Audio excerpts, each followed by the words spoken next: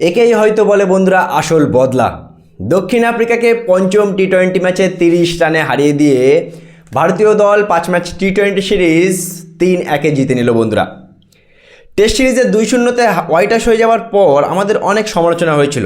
আমাদেরকে অনেকেই বলেছিল আমরা আমাদের ঘরের মাঠে ডমিনেট পারফরমেন্স আর দিতে পারছি না। কিন্তু বন্ধুরা, প্রথমে বিরাট কোহলি, রোহিত শর্মার কারণে ওয়ানডে সিরিজে আমরা 2-1 দক্ষিণ আফ্রিকাকে হারিয়ে দিয়েছিলাম। আর এবার সূর্যকুমার যাদবের ক্যাপ্টেন্সিতে আমাদের ভারতীয় দল দক্ষিণ আফ্রিকাকে 3-1 টি-20 সিরিজটাও হারিয়ে দিল।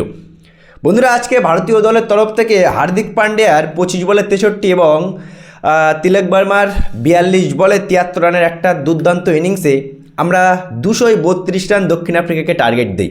সেই টার্গেটটা চেস করতে গিয়ে দক্ষিণ আফ্রিকা 201 রান পর্যন্ত পৌঁছায়। তারপরে দক্ষিণ আফ্রিকা আর রান করতে পারেনি, আর 30 রানে ভারতীয় দল এই ম্যাচটা জিতে গিয়েছে এবং টি-20 সিরিজটাও ইজিলি জিতে গেছে। কিন্তু বন্ধুরা, আমরা এটা বলতে বাধ্যই হচ্ছি যে আমাদের ক্যাপ্টেন আর কবে রান করবে। আমাদের ক্যাপ্টেন 2025 সালে টোটালি একটা 50 করতে পারলো না, কিছুই করতে পারলো না, আজকেও 5 রানে আউট। আমাদের ক্যাপ্টেনের কি হবে?